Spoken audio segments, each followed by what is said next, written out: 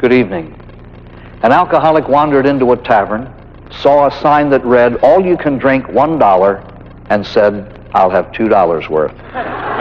It takes something special to understand the alcoholic, and it takes a little something more special to help him get sober. What I'd like to do this evening is just make some personal comments about the 12 steps of Alcoholics Anonymous, the most powerful therapy on earth. First of all, I do so with permission of the central office of AA. They discovered in the writings of its founder, Bill Wilson, a statement to the effect that AA did not invent these 12 principles, they simply discovered them. They've been around for centuries.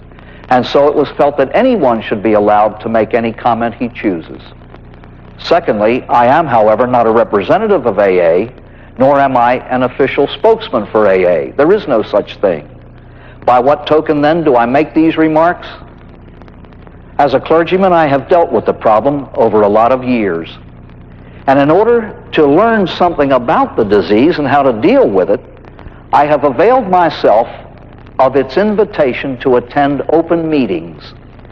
In the area where I live, there is read before every meeting a prologue that says, "We welcome and appreciate the cooperation of the medical profession, the clergy, and the public in general." So I have gone to hundreds of AA meetings, and I would like to share with you what I have learned from the men and women of that magnificent fellowship. AA started in 1935 in the Akron, Ohio home of Henrietta Seiberling by two men, Bill Wilson, a stockbroker, and Dr. Bob Smith, a surgeon. Desperate to stay alive, they reached out to anyone and everyone who might be able to help them. They accepted everything offered, keeping what worked and discarding what didn't. And they came up with these 12 simple sentences whereby they got well and have helped hundreds of thousands of others to get well. Please note, as we go along, every single one of these steps is written in the past tense. It's the only therapy on earth that dares to do that. They are not theorizing, if you do this, this might happen. They are chronicling what had been done. We've already done these things. This is the way we got sober. And I would just like to make some comments on these brilliant principles. The very first principle in AA of importance is the tremendous importance for each new alcoholic to get a sponsor, someone already in AA to guide him in the living of AA life. As a man once told me, it was not these 12 principles printed on a sheet of paper that saved my life. Someone could have mailed them to me, I could have read them and died drunk. It was a man who saved my life, my sponsor. It was the 12 steps carved in his life that simply made me want to be like him. All I had to do was do what he told me to do. And what he told me to do was these 12 things. If you do them, we promise certain things. And if you don't do them, we promise certain things. Let's begin at the beginning. We admitted we were powerless over alcohol, that our lives had become unmanageable. Ladies and gentlemen, powerless is an absolute term. There are no ifs, no ands, no buts, no qualifications, no conditions. Powerless. It is an acknowledgement of total surrender to a fact that is completely unpleasant. I can't handle alcohol, the alcoholic says. When I drink it, I lose. When I fight it, it wins. Surrender to an inanimate object. But paradoxically enough, the alcoholic surrenders to gain victory. He loses the battle to win the war. And so the only way that he will take on the rest of these 11 steps is to have this one firmly in mind. To me, step one is not something that you take and then go on. Step one is an acknowledgement of one's condition. The alcoholic says, I cannot handle alcohol, it handles me. I am an alcoholic down here, not just up here. I know some intellectuals who have acknowledged up here that they are alcoholics, but they haven't really bought it down in the guts of their souls, and they wind up dead. Because of all terminal diseases, alcoholism is the most terminal. If the alcoholic does not quit the drinking, if he does not stop the drinking will ultimately stop him. And so he must acknowledge what is so. He admits a colossal weakness. And ladies and gentlemen, one of the things in AA that many, many people find it difficult to do is to acknowledge a weakness. But my gosh, that's the strength of an alcoholic, is the acknowledgement that he can't handle alcohol. Because if he builds his life around that fact, he can live contentedly without it. My friends, a moron knows how strong he is. A genius knows how weak he is. Ladies and gentlemen, it is a conviction of mine that the depth and the seriousness with which an alcoholic will work the next 11 steps depends directly on the depth and the seriousness with which he accepts step 1. I cannot handle alcohol. When the alcoholic acknowledges that he is completely helpless, all of his own efforts have failed, he then ceases to be hopeless. Now there's hope. And where there's hope, he will reach out for help. Because when on the back burners of his mind, the alcoholic still believes that he can handle a drink, he'll try. He'll try. This is an absolute powerless. Many an alcoholic says, my life unmanageable. I never lost a wife, I never lost a family, I never lost a job, I didn't lose my cars, I still have a bank account. The director of a treatment center once told me, he said a man had attended some of the lectures while he was in treatment, and he came to his office one day, he said, those things never happened to me. And the fellow said, fine, we have just discussed what alcohol has not done to you. Now let's talk about what it has done. And he had him. Number one, you're here. We don't treat people with string bean problems here. Alcohol. That's what brought you here. And then they went on to the other things. Ladies and gentlemen, do you know what the alcoholic is like in his drinking days? The alcoholic is a man or a woman who climbs into a boxing ring with a champion and gets beat up. And he keeps doing that. And he keeps doing that. And 16 years of this, he climbs out of bed one day, he's all black and blue, he's on his hands and knees. Guess what he's wondering? As he's crawling toward the ring, how can I not get beat up today? AA leans over his shoulder and says, don't get in the ring.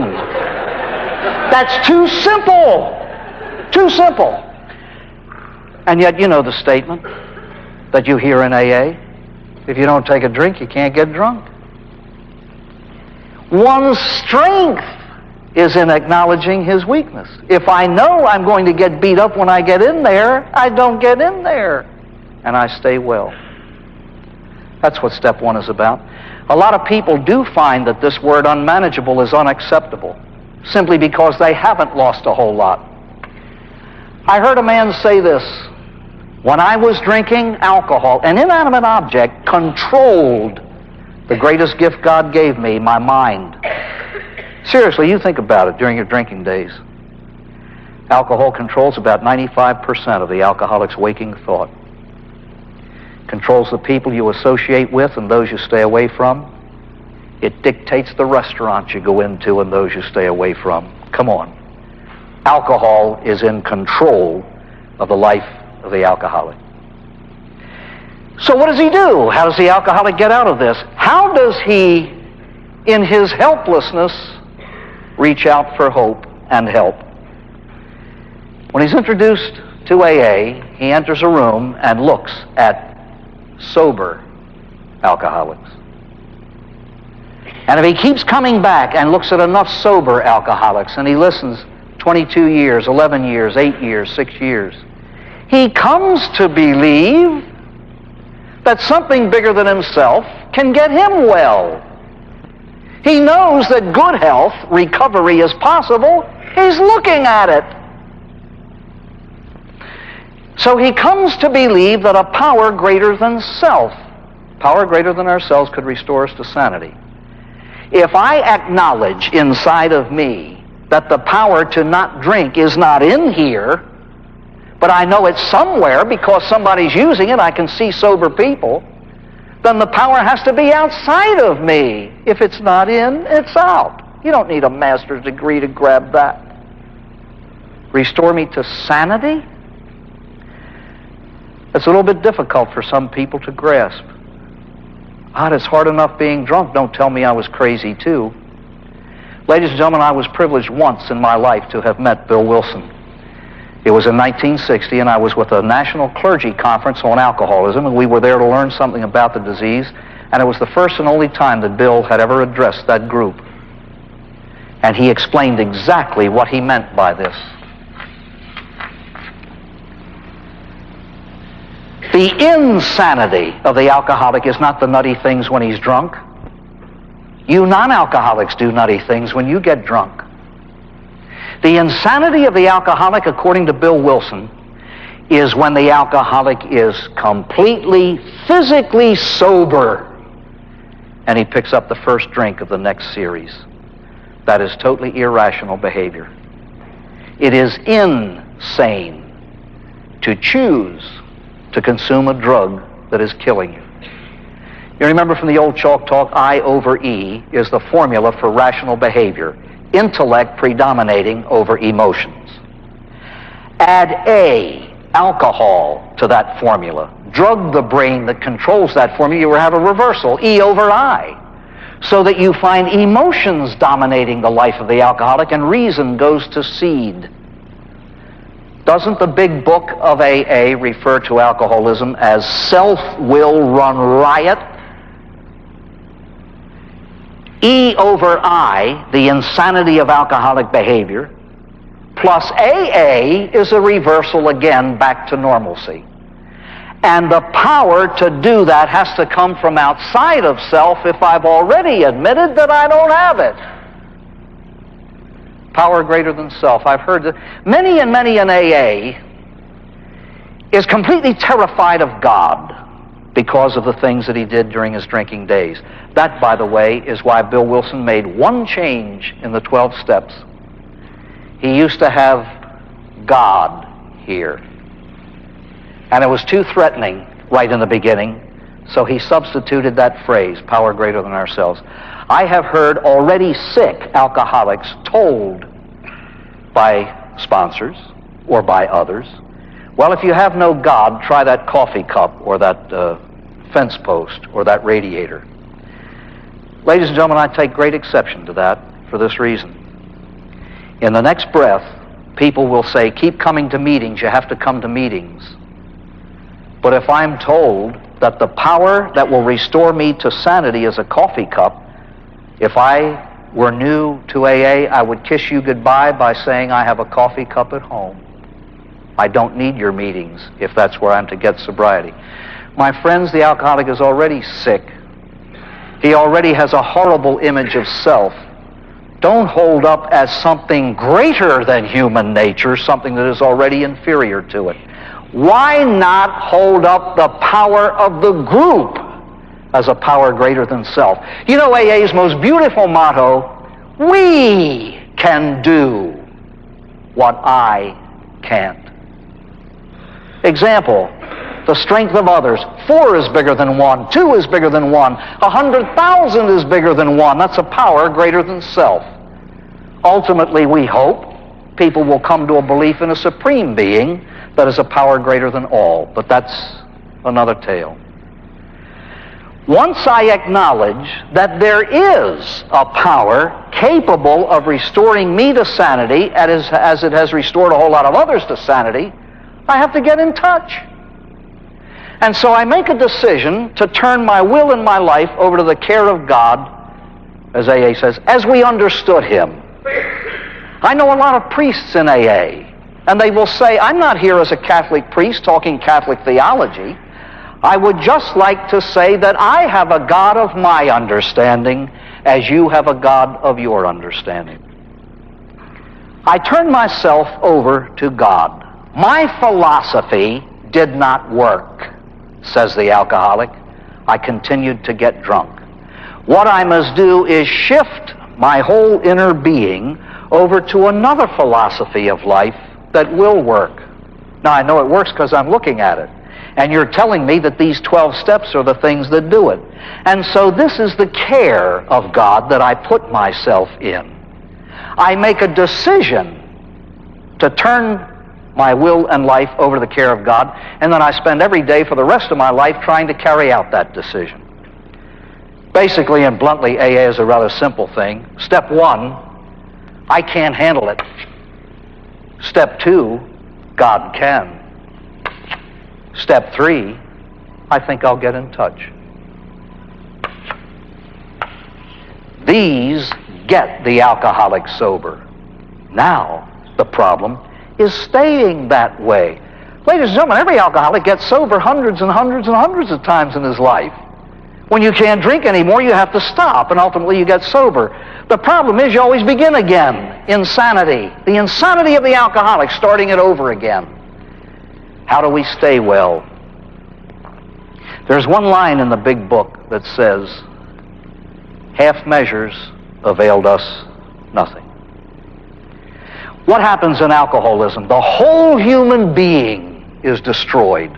Body, mind, emotion, and soul. What is recovery? A restoration of body, mind, emotion, and soul. In other words, the job has to be complete. The job has to be complete. There needs to be a total overhaul of the human being. Where do we begin? By finding out what has to be done. We have to find out what has to be done. Every store, every business takes an inventory every so often. And so, we made a searching and fearless moral inventory of ourselves. Why is that word moral here in this business that we call a disease? We have to make a basic distinction. Ladies and gentlemen, the disease is not immoral. The subsequent behavior, which is a result of a drugged conscience, is always immoral. And the alcoholic cannot live with all of that, his past behavior, sober. Somehow or other, he's got to resolve the guilt of his past. What does an inventory do? Shows me what I've got, shows me what I haven't got, shows me what has to go. This is what we have to do with the human life. What have I got? Plenty.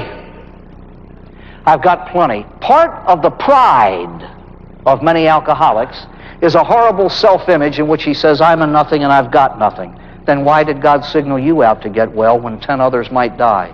For every alcoholic who gets well, there are a number who won't. Every alcoholic has to ask himself, why me? Many alcoholics say, why am I an alcoholic? When the question should be, why was I singled out to get well? I don't know why, but I believe this. I can't prove it, but I believe it. I believe that everybody has within him some talent that is capable of touching another human heart that others can't touch. You better find out what it is. You're going to be asked to use it someday. God never made a nothing. I've got plenty of talents, and so do you. There's a whole lot that I don't have. And many of us spend our lives envying people their talents. Good heavens, forget that. You know, AA is a wise mother. I've learned this. Have you ever heard all this psychiatric stuff? He's alcoholic because he has an inferiority complex. And let's probe your child. You know what AA does? She looks you right in the eye and says, does it ever occur to you you might have an inferiority complex because you're inferior?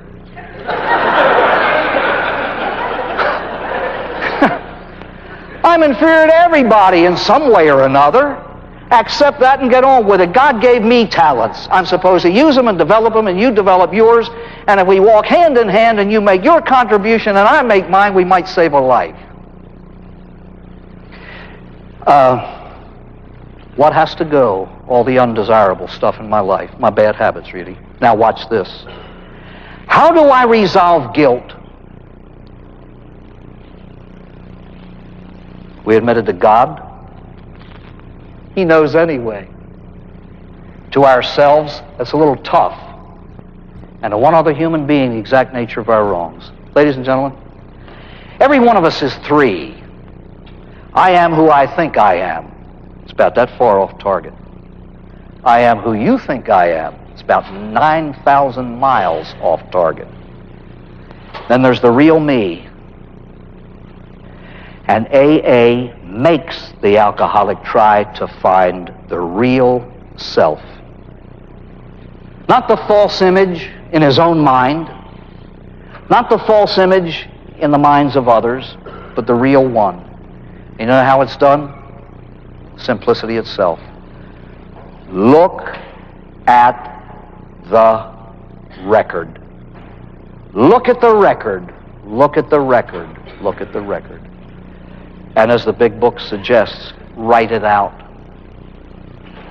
A man whom I respect very deeply once made the statement, after he had written out his life, he said, I was absolutely appalled at what alcoholism had done to me. He was looking at it. My friends, the surest way to humility is through humiliation. The surest way to humility is through humiliation. And there's nothing more humiliating than having one other human being know the real me. Who of you in this room would want any given 24-hour period of your life, every thought, every desire, every word, every feeling, shown on a screen to the rest of the world? I wouldn't want you to see my best day. This is what resolves guilt. How many of you have found you go away on a weekend retreat and somehow or other the grace of God touches you and you begin to unburden your life to another human being, and suddenly the burden of it all is lifted? You know, modern psychiatry thinks that it has discovered that one-on-one ventilation is good for the soul. We Catholics have had it for centuries. It's called confession. The psychological value of that, apart from the spiritual business, the pure psychological value of making known your true self to another human being is absolutely invaluable. Please remember this, please. If sobriety could be gained through 10 steps, that's all there'd be. If sobriety could be had through 5 steps, that's all there'd be. Ladies and gentlemen, these things aren't here because they're nice. They're here because they're necessary. Step 5 is meant to be a once-in-a-lifetime job. To resolve your past. Austin Ripley, my friend, used to say, its value will come to you only after you have done it. But its value is great indeed. It's the most humiliating thing that can happen to anybody. So it is meant to be done once in a lifetime. I know AAs who have taken it too soon when their memories weren't straight and have had to go over it, and they live in agony, and some of them give birth to scrupulosity, and it is nothing more than a hindrance to their progress.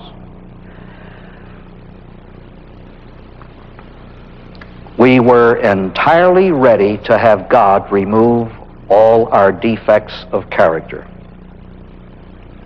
Well, as one AA put it, my defects have character. And I believe that's true of anybody. Ladies and gentlemen, I have heard that step 5 is getting rid of the garbage. No, it's not. Your past is there and it's nailed in. You don't get rid of it, you simply commend it to the mercy of God. It's the only thing you can do with it. And then you can learn from it. You know the garbage that you have to get rid of? The present things in your life that make you less than lovable. And we have to get ready to have God remove these defects. You know the brilliance of AA, the magnificence of these 12 steps. Do you know how normal people function? They prepare and then they execute. You know how the alcoholic functions? Lots of pep and no judgment. That wonderful story they tell about an airplane going across the ocean. And the pilot came on the PA system. He said, I have 2 announcements. One's good and one's bad. He said, the bad announcement is we're lost. The good announcement is we're making excellent time. Perfect picture of the alcoholic in action. He hasn't the foggiest notion where he's going, but he's getting there quick.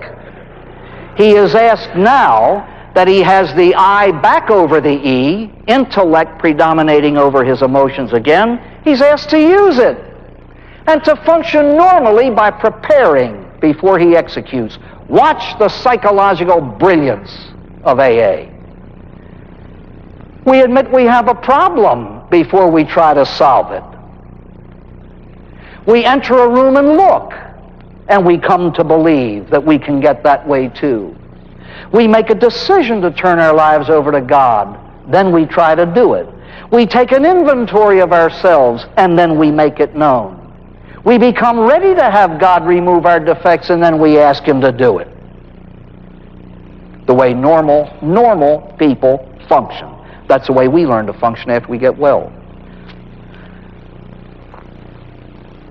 To become ready to have God remove our defects of character. Do you know why we have to become ready? Most of us are too attached to our defects of character. We love them. I love to nag. I love to take people's inventories. I love to hear the worst about people. I love to make quick judgments, especially when they nail somebody. Ladies and gentlemen, we're built that way. These are the things we fight against. And if they have become ingrained in a lifetime, we have to get ready to have them removed. Do you know why? When we humbly ask, He will try. And sometimes it's very difficult. But let me just share with you how sometimes I pray to God to remove some of the things that are unpleasant in my life. Let's take the universal human ailment of impatience. I suffer from it tremendously. Do you know how God handles the alcoholism of the alcoholic? God gives the alcoholic the power to not drink. Then He gives him the steps to exercise that power. God gives the strength, the alcoholic does the footwork. God doesn't make you sober. He gives you the strength to be sober by exercising the steps. Do you know how He removes the shortcomings of anyone? He gives us the strength and then the opportunities to exercise that strength. Usually we don't see the opportunities when they hit us right in the face. Let's take impatience. I don't even think about being impatient when I'm impatient until it hurts somebody. And then, why did I say that? Why did I do that? Dear God, please make me more patient. And somehow or other, and I'm not joking, somehow or other, I just believe that God will do it. He'll just make me patient. But He doesn't. He'll give me the strength to be patient, and then He'll give me a whole lot of opportunities through the day to exercise it. Have you ever been to an AA meeting? I've been to plenty of them this way. A fellow tears and he said, what a day. Boy, do I need a meeting. I had a flat going to work. I came home to find my wife had run off with my best friend. My grandmother died in childbirth. Somebody shot my dog. My house burned down. You know, all this and that. Oh, boy, do I need a meeting. And an old pro in the back of the room says, sounds to me like God gave you 100 opportunities to grow and you blew them all. What I have to do is recognize the hand of God in the little teeny things that happen to me during the day to exercise the strength for the very thing that I've asked Him for. Humbly asked Him to remove our shortcomings. Sometimes He does it in very, very painful ways to us. Very painful indeed. Prepare and then execute. Made a list of all persons we had harmed and became willing to make amends to them all. Have you ever found yourself in the position of owing an amend to somebody who owes an amend to you? Who acts first? Where do I get the strength to do what ought to be done? I've been to a lot of AA meetings in which people go through all the hell that they live through. It's wonderful. It's a great thing to reflect on the pain that alcoholism brought to you. Ladies and gentlemen, I am utterly convinced that meditation about pain is most valuable when we meditate not so much on the pain we suffered as the pain that we caused. And if we have taken an inventory as it should be made, We will have a list of those whom we had harmed. And we have to become willing to make amends, because some amends are almost impossible to make.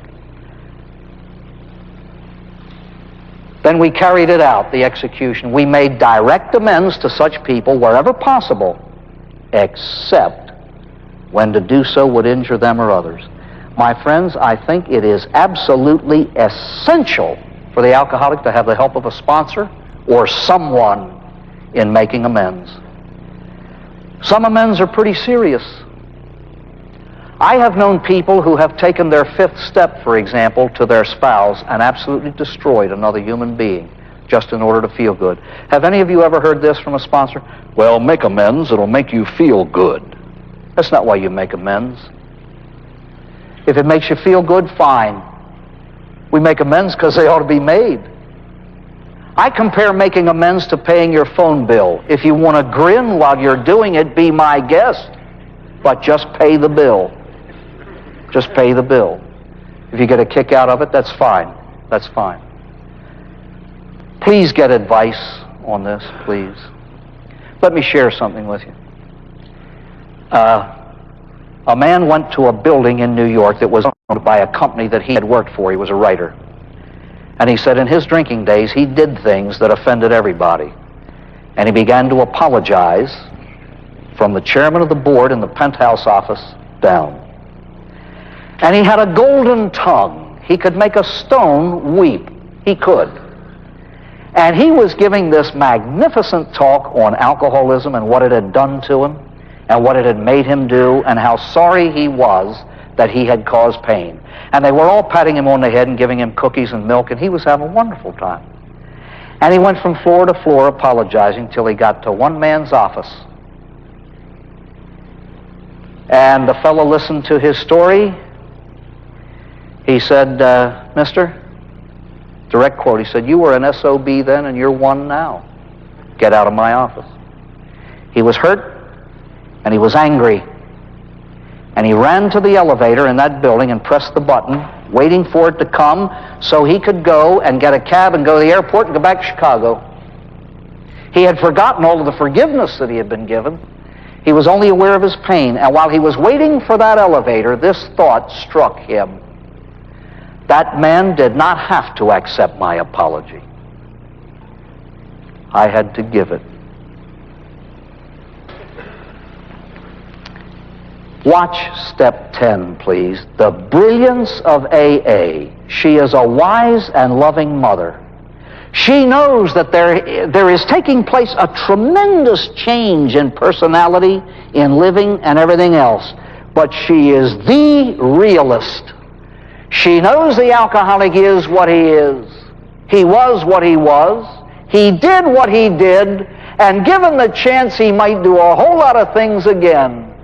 So she advises him, continue to take personal inventory, watch this, when wrong, promptly admit it. Now there are two things, obviously, to avoid here. One who does not promptly admit it because he doesn't like to admit mistakes. I do not like to be wrong. No one does. I mean, you can't be normal and enjoy being wrong. And so this is for those who balk at admitting a mistake. Then there's the other one, the peace at any price person. And I half fit that category. Oh, I'm sorry, my nose got in the way of your fist. You know, when wrong, promptly admitted it. You know what that does? It's a marvelous thing. It prevents new beginnings. Ladies and gentlemen, just listen to the words. Sought through prayer and meditation to improve our conscious contact with God as we understood Him, praying only for the knowledge of His will for us and the power to carry that out. You know why an alcoholic ought to pray? It's only fitting. It's only fitting for a person to have a working relationship with the God who gave him the priceless gift of sobriety. I just tell people, if you need someone to explain to you Why you ought to pray to the God who gave you sobriety, there isn't a person on earth can explain it. What else is there to say? What is God's will for the alcoholic? Get sober and stay sober and do these things. You can go to your grave on that minimal amount. I have heard too many alcoholics say, when I was drunk, I used to bargain with God. Get me out of this and I'll never drink again, but today I meditate on it. Don't you ever undermine or understate the prayers you said when you were drunk. They were the best prayers you ever said. He answered them. You're here.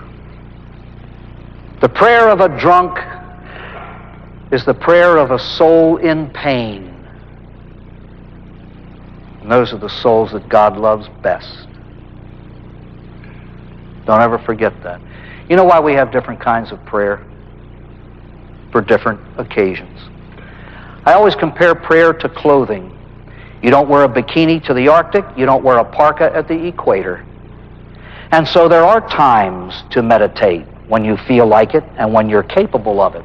But did you ever try to meditate with a toothache? Did you ever try to contemplate after major surgery? Did it ever occur to you that sometimes the little prayers your mother taught you are the only link you might have to heaven at any moment in your life?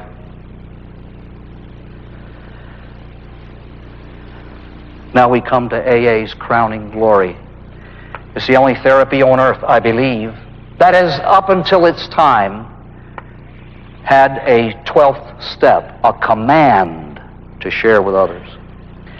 Ladies and gentlemen, elsewhere I speak of gratitude. But the loveliest definition I ever heard in my life was from Austin Ripley. He defined it as the golden tray on which I offer to others what God has given me. Gratitude is the hinge on which the sober life swings. I've heard it said, if you do this, you'll get drunk. If you do that, you'll get drunk. If you do the other thing, you'll get drunk. I know people who do quite a few things and don't get drunk. But I guarantee you this. It is impossible to stay sober without gratitude. You know what step 12 is? Having had a spiritual awakening as the sole result of these steps. In other words, 12 comes after the first 11. We tried to carry this message to alcoholics and to practice these principles in all our affairs. Bill Wilson was the man who dreamed the impossible dream until he reached the unreachable star. And when he stood on that mountain, with his full humanity restored, free from alcohol, he was a man again, a creature composed in the image of God, and he possessed, within the confines of that magnificent heart of his, this priceless jewel that men and women had been looking for centuries: sobriety. Sobriety. But God-like now, he couldn't keep it to himself, and he had to do what God did when he created. Goodness tends to diffuse itself, and so he shared it with others. You know what step 12 is? Gratitude in action. Don't tell me how grateful you are, show me. And if you are grateful, you won't have to tell me, because I'll see it. You know what the 12th step is? It's called walking the walk instead of talking the talk. The film Patton opened with the words, "No one ever won a war by dying for his country. We win wars by making someone else die for his country." And what I heard there was this: no alcoholic ever won the war against this disease by dying for it. We win the war against alcoholism by trying to help some other poor alcoholic live. And the steps that I have seen never say. We tried to carry this message to alcoholics who picked up the telephone, called the central office, and asked us to. Dr. Bob did not call Bill Wilson. Bill, the sober alcoholic, called him. And that's why AA rooms are filled, because people have obeyed this command. Practice these principles in all our affairs. You can't be honest here and dishonest there and be a sober alcoholic. These principles should permeate life. In conclusion, Dr. Bob himself summarized all of AA in 6 words. 1, 2, and 3, trust God. 4 through 11, clean house.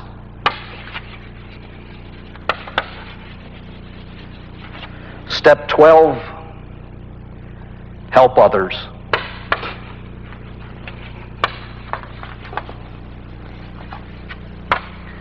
Trust God, clean house, and help others. How simple can it be? And the only thing that these 2 men did was discover what good people have been doing from the beginning. These are absolute principles to live by.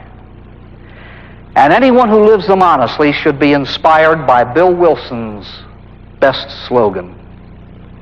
Oddly enough, I've seen it in very few treatment centers. The good is too often the enemy of the best. What are you worth? What type of sobriety are you worthy to shoot for? If God loves the alcoholic enough to get him sober, why shouldn't he seek the best? I heard one man say that the principle he functions under, since his sobriety, he wants the best, and he puts it this way: margarine covers the bread, but it ain't butter. And as he always says, I like butter, and I hope you do too. Those who conscientiously try to live these principles are able to say with conviction, my past is discharged, my present is secure, and all other things being equal, my future is assured. I remind you again that I am no spokesman for Alcoholics Anonymous. Everything I've shared with you this evening is only meant to be a highlight or two. It would take a lifetime to say what I and others feel about these things and what I have learned from men and women in AA. I have done this, however, with permission of the central office, and it has been a gigantic pleasure to do so. And now I would like to try to do something even more impossible and express to the men and women of all ages in AA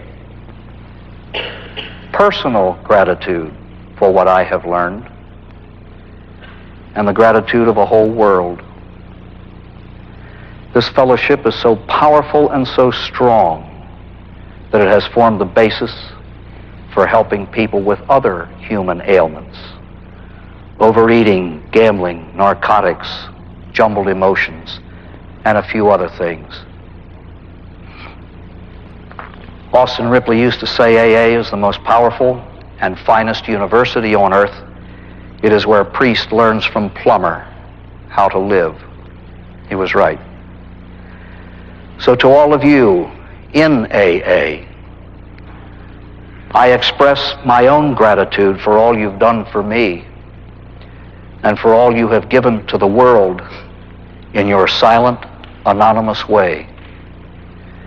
To ask God to bless you seems too short.